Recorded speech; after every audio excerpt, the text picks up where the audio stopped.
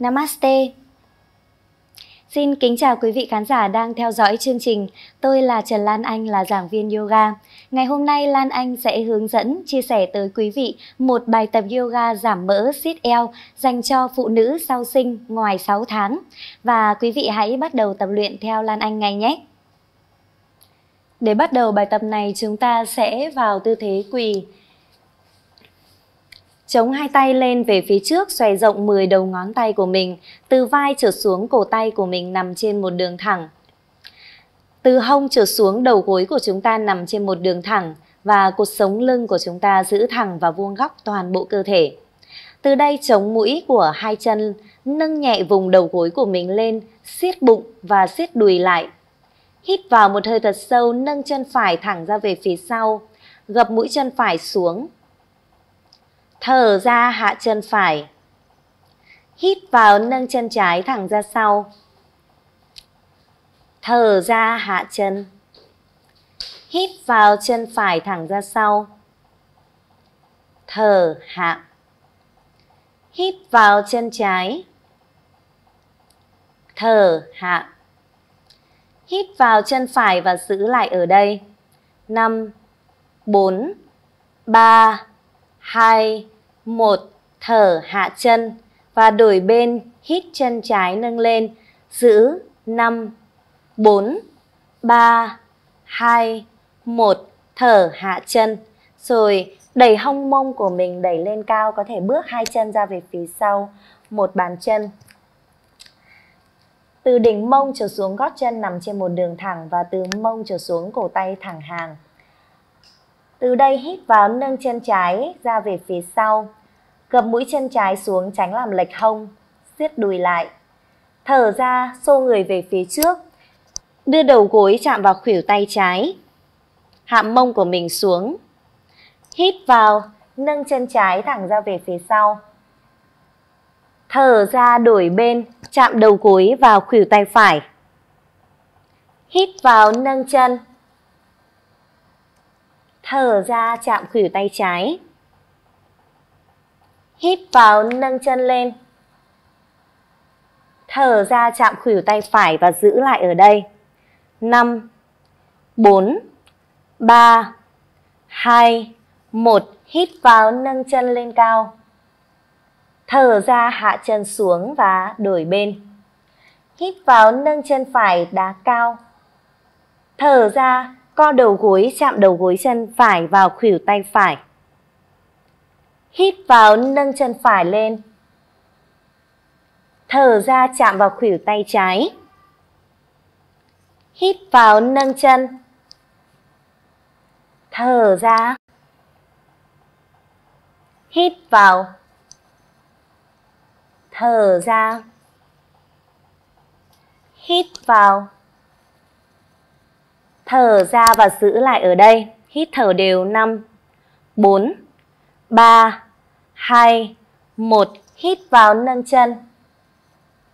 Thở ra, chạm khuỷu tay trái và giữ. 5, 4, 3, 2, 1. Hít vào, nâng chân. Thở ra, hạ chân phải của mình xuống. Rồi từ đây chúng ta xô người về phía trước, hạ mông xuống. Giữ ở tư thế tấm ván. Cuộn xương cụt xuống, siết bụng. Hít thở đều. 5, 4, 3, 2 và 1. Rồi hạ hai khuỷu tay của mình xuống. Đan các ngón tay vào với nhau. Tiếp tục cuộn mông của mình xuống. Hít sâu một hơi qua mũi. Thở ra, hạ hông sang phía bên phải. Hít vào, trở về. Thở, hạ trái. Hít. Thở, hạ phải. Hít. Siết bụng. Thở, hạ trái. Chú ý không võng lưng. Hít. Thở, hạ phải và giữ lại. 5, 4, 3, 2, 1. Hít. Thở, hạ trái và giữ. 5, 4, 3, 2, 1. Hít vào, trở về. Thở ra, hạ hai đầu gối của mình xuống, vuốt mũi chân ra và thả lỏng cơ thể một chút. Hãy hít thở điều hòa ở đây. Hít sâu và thở chậm. Hít sâu, thở ra hết. Lần cuối hít sâu, thở ra. Rồi chúng ta tiếp tục đẩy người lên và hạ khuỷu tay trái của mình xuống. Nâng người lên và quay người sang phía bên phải, đồng thời vươn tay phải lên cao qua đầu, nâng chân phải lên, siết bụng, cả người cố gắng nằm trên một đường thẳng. Hít sâu, thở co đầu gối của chân phải chạm vào khuỷu tay phải. Hít vào duỗi, thở ra co. Hít vào duỗi, thở ra co và giữ ở đây 5, 4, 3, 2, 1. Hít vào duỗi, thở ra hạ xuống và đổi bên. Chống khuỷu tay phải và quay người sang phía bên trái, đồng thời vươn tay trái lên cao qua đầu. Chúng ta nâng chân trái lên, hít vào một hơi, thở ra co. Hít vào, thở ra. Hít vào, thở ra và giữ 5, 4, 3, 2, 1. Hít vào duỗi, thở ra hạ xuống và hạ đầu gối của mình xuống. Hạ mông ngồi xuống gót chân và chậm rãi đẩy người ngồi dậy.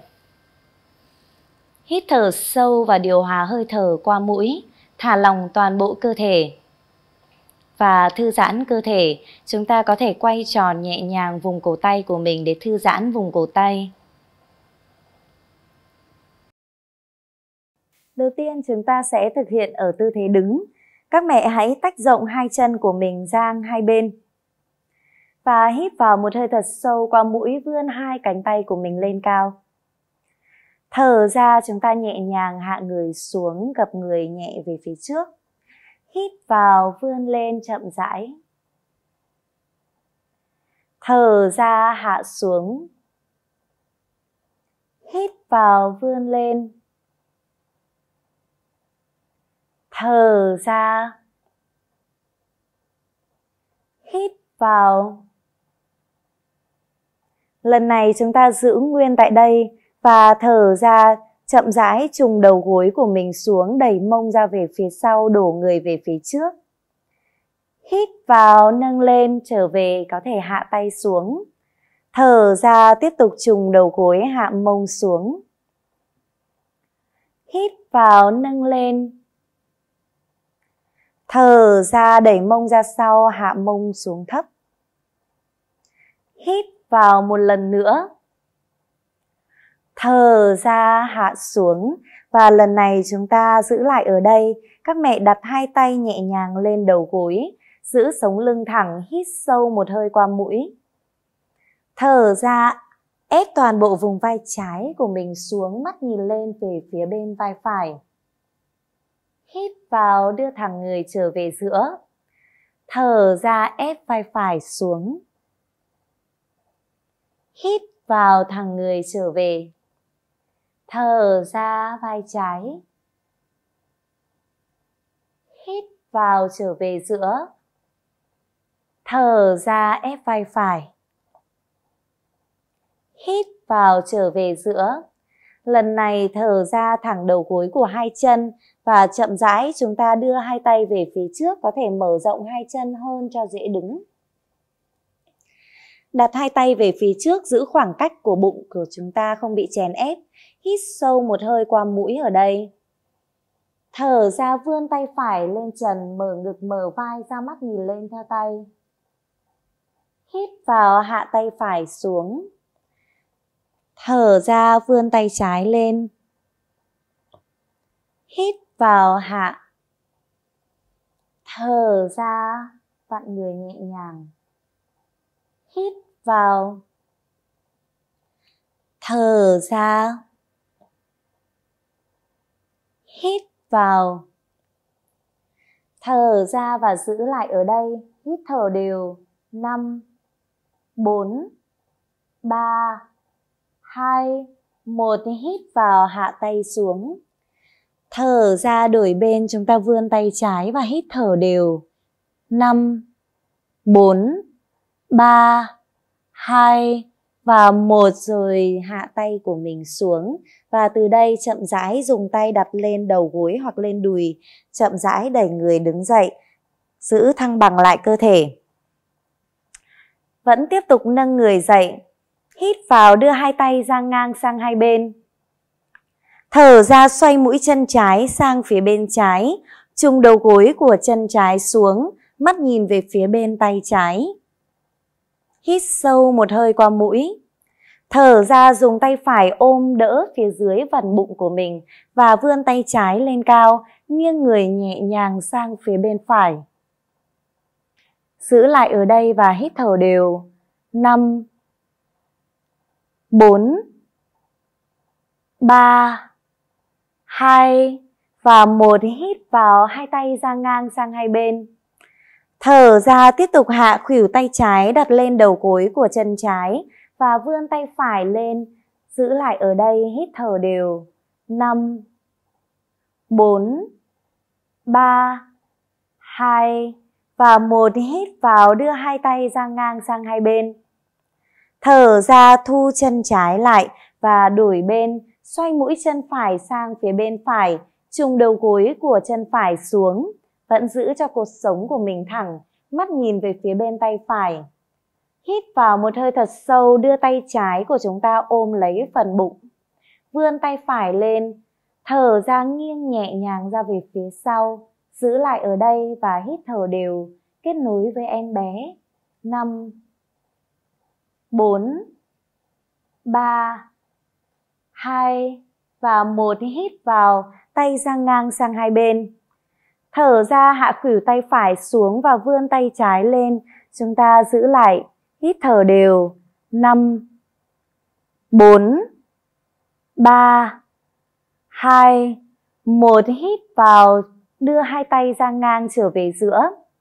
Thở ra, hạ tay xuống, thu lại mũi chân và thả lỏng hai tay, thả lỏng hai chân, thu hai chân lại, chúng ta thả lỏng.